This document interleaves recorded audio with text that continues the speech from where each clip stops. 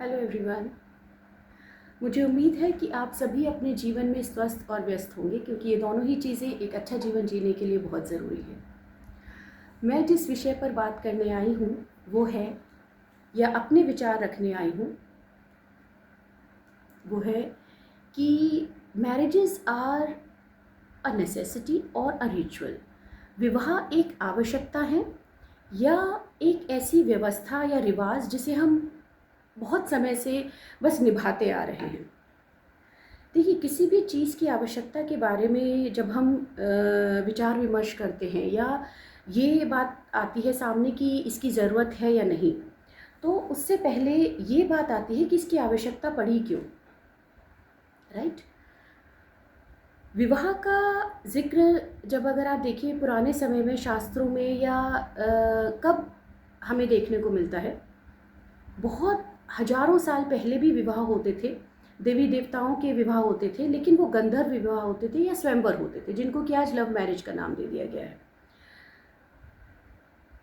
उस समय कोई ऐसा एविडेंस नहीं है कि जिसने ये सब देखा, या हमें सिर्फ शास्त्रों से पता चलता है। राइट। हमें अपने जो ग्रंथ हैं उनसे पता चलता है कि ऐसा होता था या ऐसा हुआ है। अगर बात हम अपनी सोसाइटी की करें या आज के समाज की करें, तो वहाँ विवाह की ज़रूरत क्यों पड़ी। Right. Let's talk about the practical thing which we are dealing with, which we are living. देवी देवताओं का ज़माना और था। जब से सिविलाइजेशन चालू हुआ, या जब से humans feel the need that we should live in a civilized way, तब ये बात निकल कर सामने आई कि सबसे पहले वैश्यावृत्ति को रोकना बहुत ज़रूरी है। The prostitution need to be stopped, which was not stopped 100% till today. But क्योंकि किसी भी समाज या जाति या किसी भी कबीले का अगर भविष्य तय करना है या उसको आगे बढ़ाना है, तो उसके लिए संतान उत्पत्ति की आवश्यकता होती है। राइट। जनरेशन बदलती हैं और नए लोग आते हैं, उसको, उस कस्टम को, उस लेगेसी को आगे बढ़ाते हैं। तो वो कैसे संभव था? वो वैश्यावृत्ति, प्रोस्टिट्यूशन से संभव नहीं था। That was only the medium to satisfy the hunger of sex. Right. Now the thing was कि अगर एक समाज को या कबीले को या अपने परिवार को आगे बढ़ाना है, उसके लिए एक ऐसी व्यवस्था की ज़रूरत है जहाँ स्त्री को ये मालूम हो कि उसकी संतान का पिता कौन है, और पुरुष को ये मालूम हो कि उसकी संतान कहाँ है, उस संतान का पिता वही है, कोई पहचान है, या वो स्त्री उसके बच्चे को, right, she is carrying the child of that individual man. तब ये सोचा गया कि इसके लिए एक ऐसी व्यवस्था की जाए विवाह, जहाँ की एक स्त्री पुरुष आपस में रहेंगे और वही दोनों लाइक हर तरह के संबंधों का पालन करेंगे, जिससे कि ये बात बहुत ही क्लियर हो जाएगी कि जो भी संतान उत्पत्ति होती है वो इन दोनों स्त्री पुरुष की है, इस परिवार की है, और इस जाति की है, इस धर्म की है, इस कबीले की है। और इस वे में समाज आगे बढ़ना चालू हो गया। तो अल्टीमेटली अगर आप देखिए, the need of marriage was only to continue the legacy और to continue the name of the family, या समाज आगे उसको बढ़ाने के लिए। राइट। अपनी जो परिवार है या जो अपना समाज है, उसको आगे बढ़ाने के लिए विवाह जैसी संस्था या समाज में इस तरह की व्यवस्था को होना बहुत ज़रूरी था। और जब हम सिविलाइजेशन की तरफ बढ़ रहे थे, तो हर तरह से सिविलाइजेशन आना था ना। अब जब शर्म नहीं थी, तब बेशर्मी का मतलब नहीं पता था। राइट।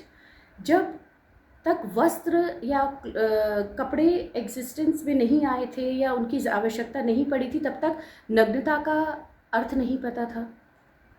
जब खाना अच्छी तरह से बनाना आ गया, उससे पहले तो नहीं पता था कि कच्चा खाना या मांस या इस तरह से नहीं खाया जा सकता। तो जब एक चीज़ का महत्व पता चला, वो तभी पता चला जब, क्योंकि उसका जो स्वरूप था समाज में वो बहुत ही गंदा था, या उससे कोई एक लक्ष्य निर्धारित नहीं किया जा सकता था, या उससे किसी चीज़ की पूर्ति नहीं की जा सकती थी, या बहुत समय तक उस चीज़ को कंटिन्यू नहीं रखा जा सकता था।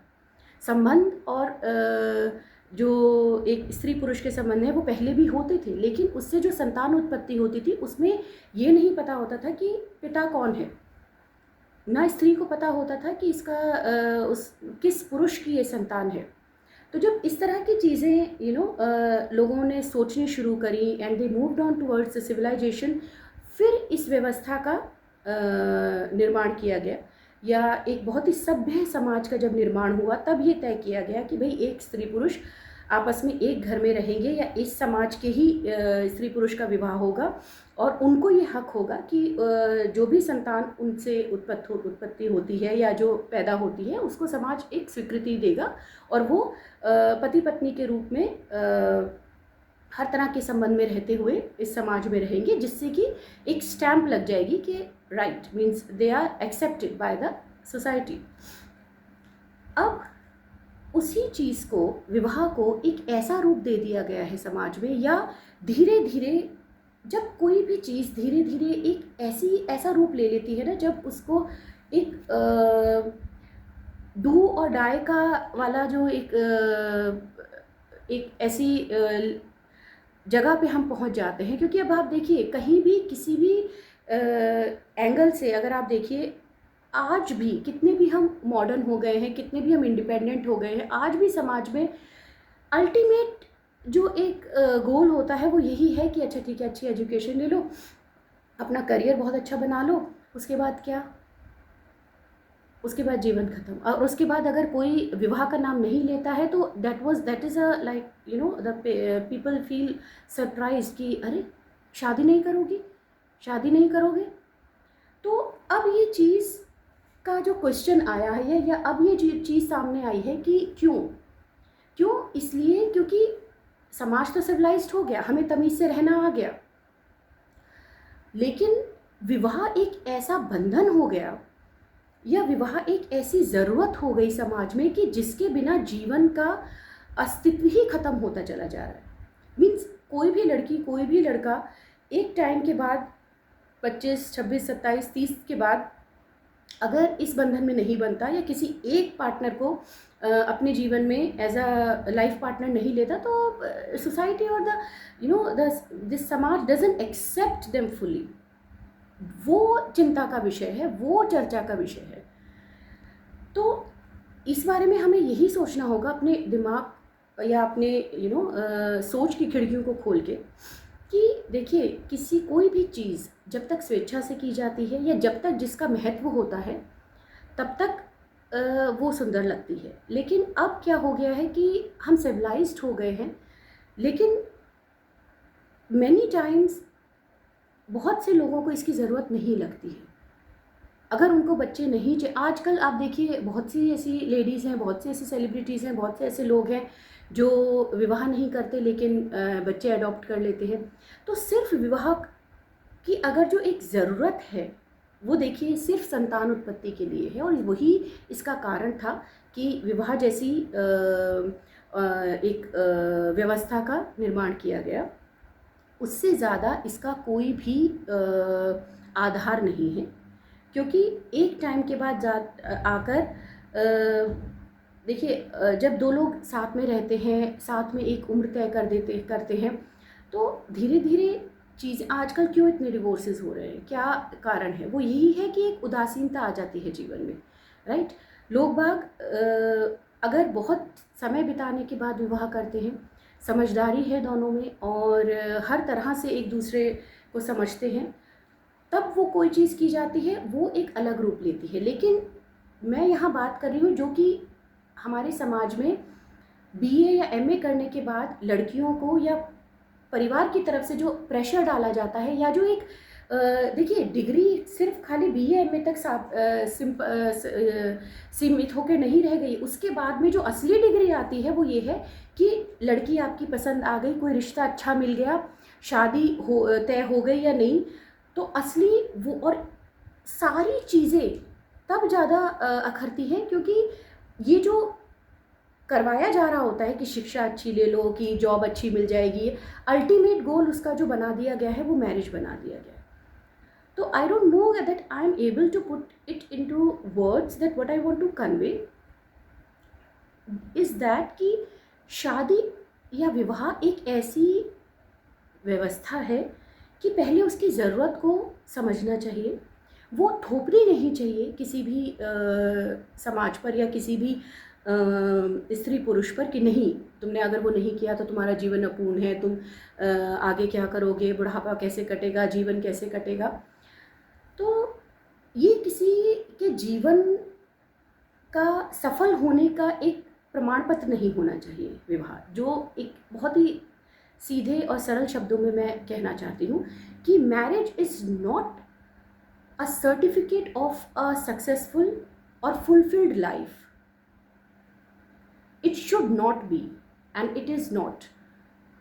आप किसी स्त्री पुरुष की अगर मर्जी है तो वो विवाह करें, अगर उनको दिखता है कि इस इंसान में वो सारी क्वालिटीज़ हैं तो वो विवाह करें। अगर उसको ज़रूरत नहीं महसूस हो रही है, that lady is well to do, और आदमी भी अगर अच्छा कर रहा है तो, and they don't want to get married, they don't want a life partner to pass their life, then it should be well accepted by the society. These are my views, right? क्योंकि आजकल या पहले भी जो जितने भी क्योंकि आज आप देखिए जो अगर हर भी नहीं तो 80% या 90% लोगों के जीवन की त्रासदी या जो सारी प्रॉब्लम्स निकल के आती हैं वो अल्टीमेटली मैरिजेस से ही रिलेटेड आती है। क्यों? क्योंकि दो लोग साथ में चल रहे हैं जो चल नहीं पा रहे, जिनकी सोच नहीं मिल रही, जिनको फोर्सफुली या तो बांध दिया गया था, खुद बंधे, या जब प्रेम था तब बंध गए। तो अल्टीमेटली जो एक अगर आप देखिए नट शेल में तो बात तो वही हुई ना कि साथ में रहना या विवाह करके रह लेना।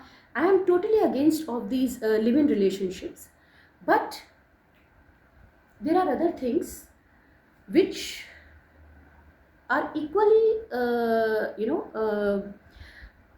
we cannot say like which one is good and which is bad, but yes, विवाह, फिर वही बात आती है कि विवाह का नाम है कि that is a certificate which is accepted by the society, right? जो ये बिंदी, सिंदूर और मंगलसूत्र पहनने के बाद जो सर्टिफिकेट मिलता है, that is well accepted by the society.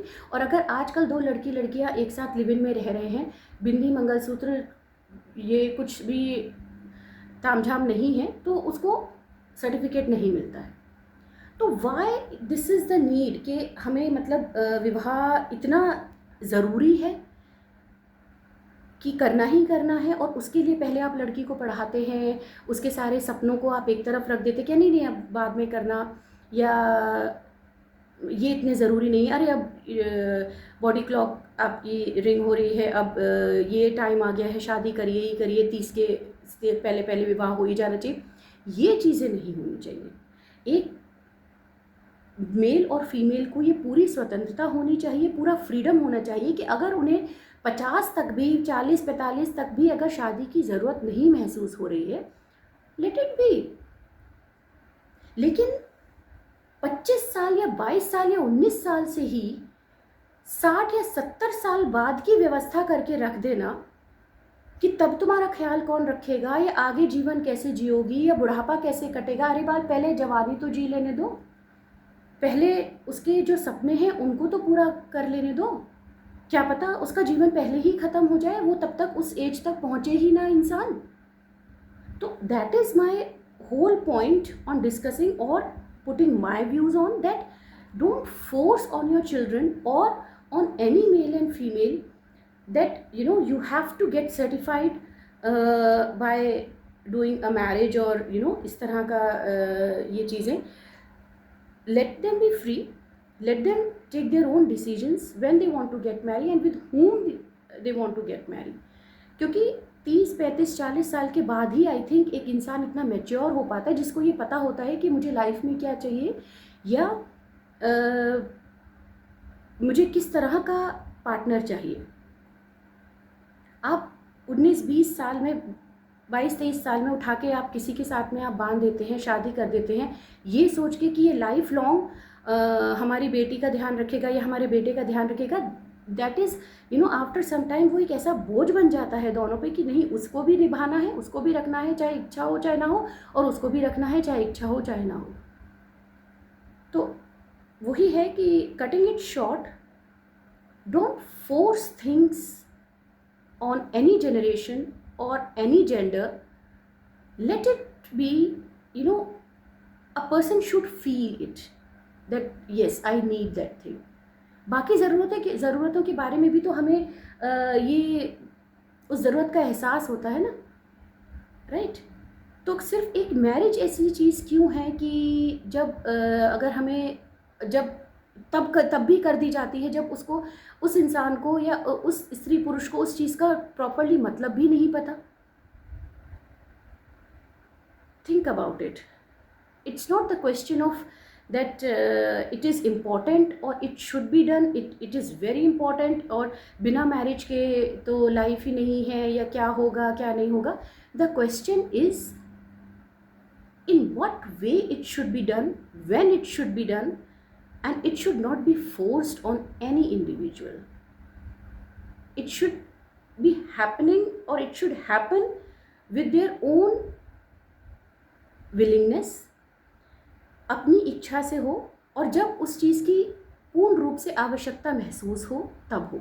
जब अकेले जीवन जीना मुश्किल लग रहा हो या अब मैंने अपने जीवन में सब कुछ कर लिया है, अब मुझे चाहिए कि कोई उसको शेयर करने के लिए, या नाउ आई नीड कि यस मैं अगर अपनी बात कहूँ, मैं सीरियसली मैं अपने बच्चों से बोलती हूँ, जब तुम्हारे जीवन में कुछ करने को नहीं रह जाए तब तुम शादी करना. जब तुम्हें लगे कि अब मैं सब कुछ कर लिया, सब कुछ कर चुका, सब कुछ कर चुकी अपने जीवन में, तब शादी करना, और यही होना भी चाहिए. So please don't force on your children, don't force on any male और female the stamp of this marriage, because sometime it's very suffocating and those who are dealing with it they know it very well. मैं फिर आऊँगी किसी एक नई सोच के साथ. तब तक के लिए अपना बहुत ख्याल रखिए और मेरी तरफ से नमस्ते.